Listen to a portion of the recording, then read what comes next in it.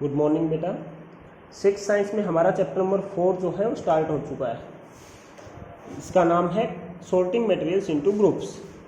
इसके अंदर हमने अभी तक जो पढ़ा है वो पढ़ा है कि ऑब्जेक्ट क्या होता है। ऑब्जेक्ट हम बहुत बार बोलते हैं, उसका मीनिंग क्या है। तो ऑब्जेक्ट बेटा वो हर एक चीज़ होती है जिसको हम देख सकें और उसको टच कर सकें। इसके बाद हमने पढ़ा था कि क्लासिफिकेशन जो होती है ऑब्जेक्ट की वो क्या होती है। क्लासिफिकेशन का मतलब होता है बेटा बंटवारा करना। जितने भी मटेरियल्स और ऑब्जेक्ट हमारे चारों तरफ पाए जाते हैं, अपनी सुविधा के लिए और अपनी जो रिक्वायरमेंट है उसके अकॉर्डिंग हम उनकी सिमिलरिटीज़ डिससिमिलरिटीज़ के बेस पे अलग अलग ग्रुप बना देते हैं।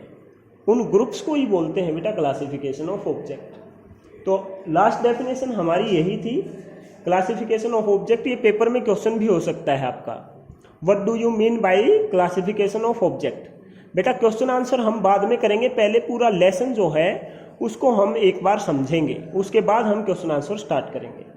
तो क्लासिफिकेशन ऑफ ऑब्जेक्ट क्या होता है बेटा, अगर क्वेश्चन ऐसे आए what do you mean by classification of object, तो हमें क्या लिखना है बेटा, classification of object means grouping of objects on the basis of their similarities and डिससिमिलरिटीज।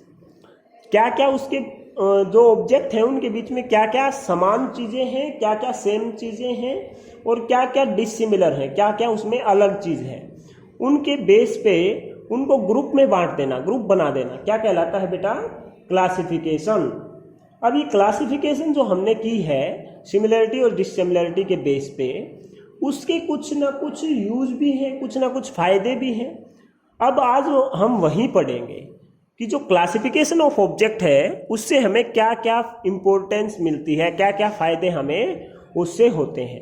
तो सबसे पहले क्या देखते हैं, क्लासिफिकेशन ऑफ ऑब्जेक्ट की डेफिनेशन और इसके बाद इसके फायदे, इंपॉर्टेंस। क्लासिफिकेशन ऑफ ऑब्जेक्ट क्या होता है बेटा, it is process of grouping objects on the basis of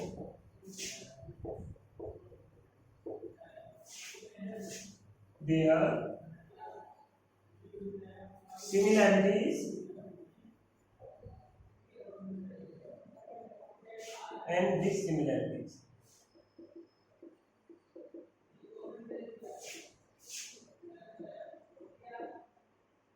ठीक है, सिमिलरिटीज और डिससिमिलरिटीज के बेस पे ऑब्जेक्ट को क्या कर देना, अरेंज कर देना, ग्रुप में बांट देना, ये क्या कहलाता है, क्लासिफिकेशन कहलाता है बेटा।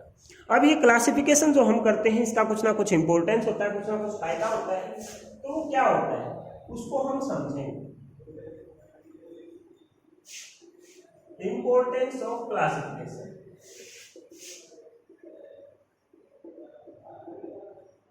सबसे पहले तो हम क्लासिफिकेशन ही देखते हैं। मान लिया बेटा कि हमने क्या है, हमारे घर में आप देखते हैं कि रसोई में जो बर्तन होते हैं वो अलग अलग कैटेगरी के होते हैं। उसके अंदर ग्लास भी आते हैं, उसके अंदर कटोरियाँ भी आती हैं, उसके अंदर कप भी आते हैं, उसके अंदर जो पतीले हैं वो भी आते हैं।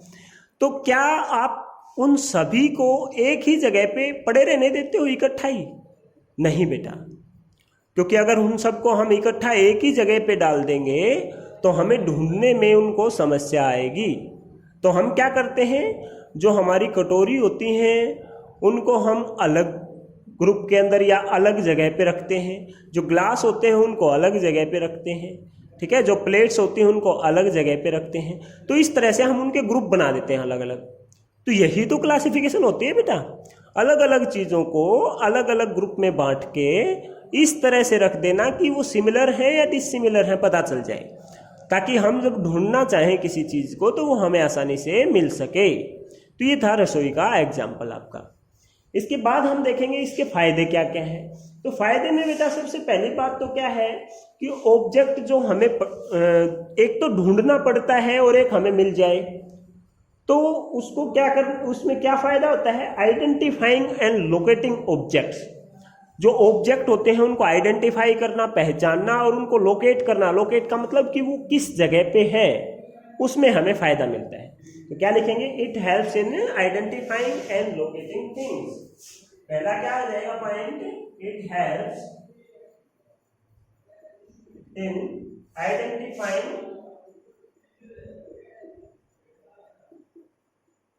And locating things. ठीक है।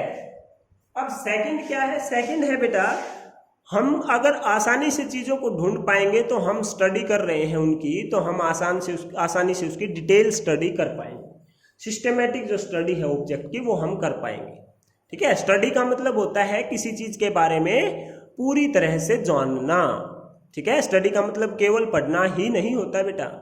ठीक है। स्टडी का मतलब होता है किसी चीज़ के बारे में, किसी ऑब्जेक्ट के बारे में पूरी तरह से जानने की कोशिश करना, चाहे वो पढ़ के हो, उसको ऑब्जर्व करके हो, या उसकी प्रॉपर्टीज को देख करके हो। ठीक है। तो क्या रहेगा, it helps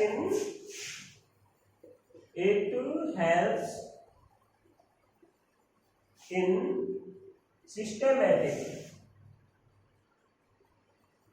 study of object. ठीक है। जितने भी ऑब्जेक्ट हैं, जितने भी मटेरियल हैं, मटेरियल आप पढ़ेंगे इसके बाद कि क्या होता है। ठीक है। जितने भी ऑब्जेक्ट हैं उनकी सिस्टमेटिक स्टडी करने के लिए हमें किसकी जरूरत होती है, क्लासिफिकेशन की जरूरत होती है। इसके बाद है बेटा, ये हमें ये बताता है कि हमने जो ग्रुप बनाए, एक ग्रुप हमने जो स्पून होते हैं उनका बना दिया, दूसरा ग्रुप हमने प्लेट्स का बना दिया। ठीक है। तो इससे हमें ये पता चलता है कि एक ग्रुप के जो मेंबर हैं वो दूसरे ग्रुप से किस तरह से अलग हैं। ठीक है ना। कैसे पता चलता है कि हम जब ग्रुप बनाते हैं ना ऑब्जेक्ट के, तब हमें देख के या फिर उसकी प्रॉपर्टी को स्टडी करके ये पता चल जाता है कि एक ग्रुप के जो मेंबर हैं वो दूसरे ग्रुप के मेंबर से किस तरह से अलग हैं। तो क्या लिखेंगे, it helps to no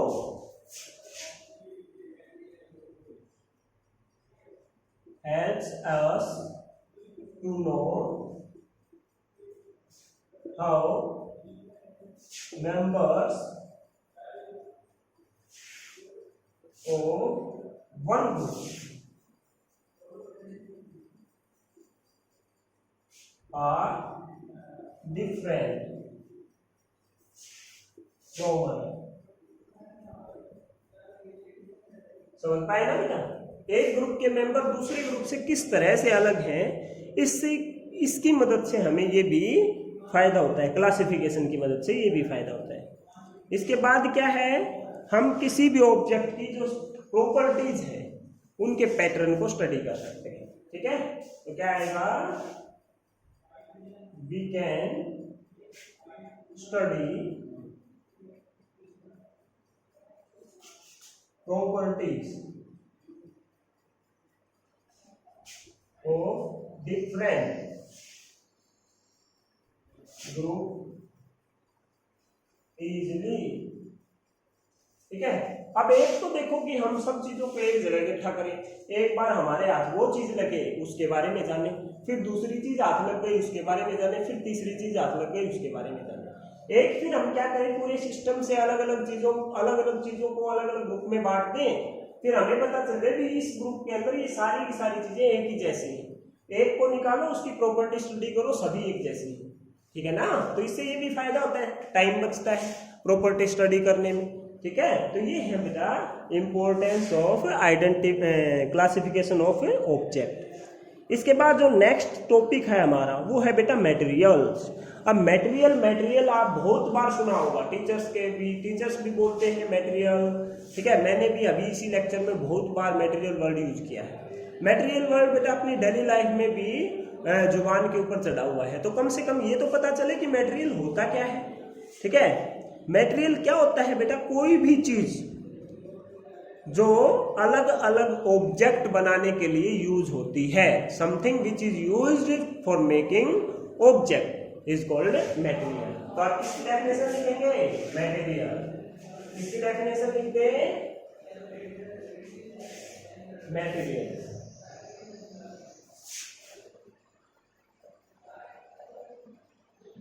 material क्या होता है बेटा? समथिंग की बजाय एवरीथिंग लिखो। एवरीथिंग जो है अच्छा वर्ड है। Everything which is used for making an object is called, क्या कहते हैं बेटा? मटेरियल। जो ऑब्जेक्ट बनाने के लिए यूज होते हैं उसको क्या बोलते हैं? मटेरियल। अब मटेरियल भी अलग अलग टाइप के होते हैं। मटेरियल भी अलग अलग टाइप के होते हैं। कौन कौन सी टाइप के होते हैं वो अभी हम देख लेंगे। एक तो बेटा मटेरियल वो होते हैं जो नेचर में अपने आप मिलते हैं, उनको क्या बोलेंगे? नेचुरल। और दूसरा क्या होते हैं बेटा? जो ह्यूमन बींग्स बनाते हैं फैक्ट्रीज के अंदर, तो उनको क्या बोलेंगे? मैन मेड या ह्यूमन मेड। ठीक है, तो टाइप क्या हो जाएंगे बेटा इसके? Types of material. टाइप क्या हो जाएंगे बेटा? पहला तो है natural.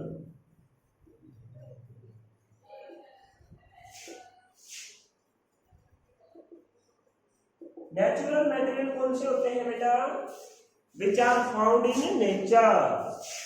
Which are found in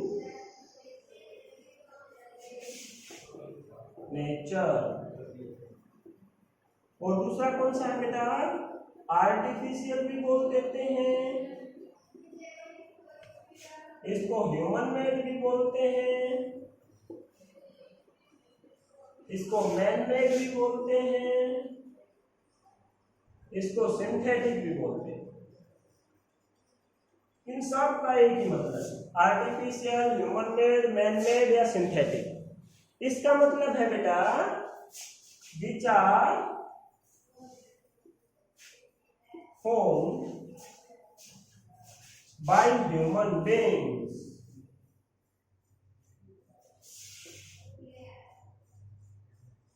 in factories। जो फैक्ट्री में बनाए जाते हैं बेटा, जिनको मानव या ह्यूमन बींग्स फैक्ट्रीज के अंदर बनाते हैं, उन मटेरियल को क्या बोलते हैं? Artificial object, sorry artificial material.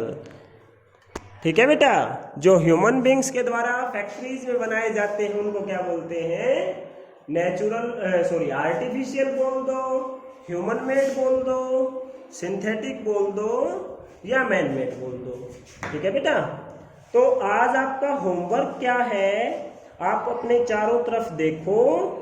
Activity 2 जो है ना बेटा, एक्टिविटी 2 और एक्टिविटी 1, इसके अंदर क्या करना है? ध्यान से बुक के अंदर देखो। पेज नंबर 42 पे है एक्टिविटी 1 और पेज नंबर 43 पे है एक्टिविटी 2। फर्स्ट में क्या करना है कि जो अलग अलग ऑब्जेक्ट हैं उनको फ्रूट, वेजिटेबल, सीरियल्स, फाइबर और स्पाइसेस। स्पाइसेस होते हैं मसाले, फाइबर होते हैं बेटा रेसे, रफेज भी बोलते हैं फाइबर को, सीरियल्स होते हैं बेटा अनाज, वेजिटेबल होती है सब्जी, फ्रूट होते हैं फल। इन सब के अंदर जो अपने चारों तरफ चीजें पाई जाती है ना, उनको आपको कैटेगराइज करना है। तो इसके ये टेबल पूरी भरनी है बेटा आपको एक्टिविटी 1 की। एक्टिविटी 2 के अंदर आपको ये बताना है कि कौन सी चीज जो है वो किस मटेरियल से बनती है। चेयर बेटा, इसका एक एग्जांपल दे रखा है।